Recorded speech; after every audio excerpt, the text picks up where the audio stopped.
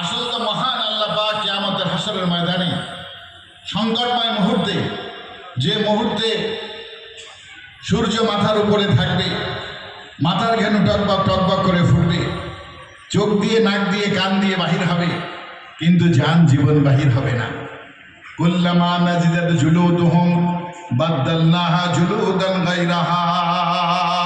এই চামড়া 70 গুণ মোটা হবে। একটা চামড়া পুড়ে যাবে, সাথে সাথে আরেকটা চামড়া সৃষ্টি হবে, আরেকটা চামড়া তৈরি হবে, কিন্তু ভাইরা জান জীবন বাহির হবে না। দুনিয়াতে চামড়া পুড়ে গেলে মৃত্যু হয়ে যায়, কিন্তু হাসরের ময়দানে একটা চামড়া পুড়বে পেয়ারা গাছের ছালের মতন, যে ছাল শুকিয়ে পড়ে যায়, আবার নিচের দিক থেকে আরেকটা ছাল তৈরি হয়। তো চামড়া পুড়ে খসে পড়ে যাবে, সঙ্গে সঙ্গে আরেকটা চামড়া তৈরি হবে, কিন্তু ভাইরা জান জীবন বাহির হবে না। পিপাসায় কাতর হয়ে জীব বেরিয়ে যাবে, জীব নাভি পর্যন্ত ঝুলবে।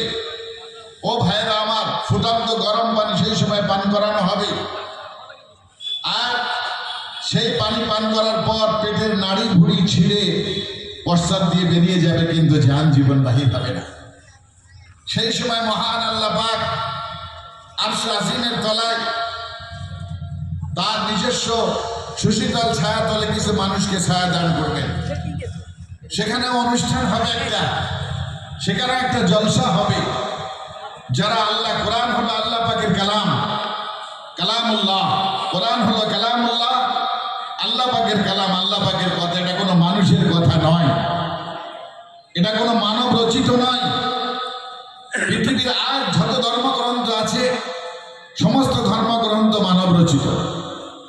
আজ যত ধর্মগ্রন্থ আছে, আগে তাওরাত ছিল, ইনজিল ছিল, বাইবেল ছিল, এগুলো ঐশী গ্রন্থ ছিল, কিন্তু এগুলির মধ্যে পরিবর্তন করার পরে এগুলি এখন মানব রচিত হয়ে গেছে। গীতা, বেদ, বেদান্ত যা কিছু আছে পৃথিবীতে, বর্তমান যত ধর্মগ্রন্থ আছে এখন সবই মানব রচিত। একমাত্র কোরআন যেটা মানব রচিত নয়, কালামুল্লাহ, আল্লাহর কালাম। কিয়ামতের ময়দানে হাফেজদেরকে আল্লাহ তাআলা বলবেন, কোরআন পড়, আস্তে আস্তে পড়, আর জান্নাতের দিকে অগ্রসর হ। আর তোদের এই কোরআন পড়ানোর ব্যাপারে, মুখস্থ করানোর ব্যাপারে যারা সহযোগিতা করেছিল তাদের উপর সঙ্গে নিয়ে সামনে অগ্রসর হওয়া, জান্নাতের দিকে যা। বলুন সুবহানাল্লাহ। সেদিন বাপ মা, আমারও বাপ মাকে ডেকেছি। কে কয় আসছেন নাকি? কে কে আছে? আলহামদুলিল্লাহ, একটু হাত তুলে দাও। হ্যাঁ, ভাইয়ের পিছনে কেন? হ্যাঁ, আব্বা আমরা স্টেজে জায়গা কম হওয়ার কারণে আপনাদের উপরে জায়গা দিতে পারলাম না। যাই হোক, এই বাপ মার মাথায় নূরের তাজ পরানো হবে, নূরের তাজ। যে সামান্য নূর যদি পৃথিবীতে প্রকাশিত হয়, সূর্যের আলো নিষ্প্রভ হয়ে যাবে, সূর্যের আলো নিষ্প্রভ হয়ে যাবে, এমন নূরের তাজ বাপ মায়ের মাথায় পরানো হবে। আর হাফেজ, বাপ মায়ের যদি হয় তাহলে হাফেজ, হাফেজদের কি হবে তো সে আল্লাহ পাকই জানে। কি সম্মানিত করবে। কিয়ামতের ময়দানে স্টেজ হবে, সেখানে উলামাদের ডাকা হবে। কোথায় উলামা? আইনাল উলামা? আলেম উলামারা কোথায়?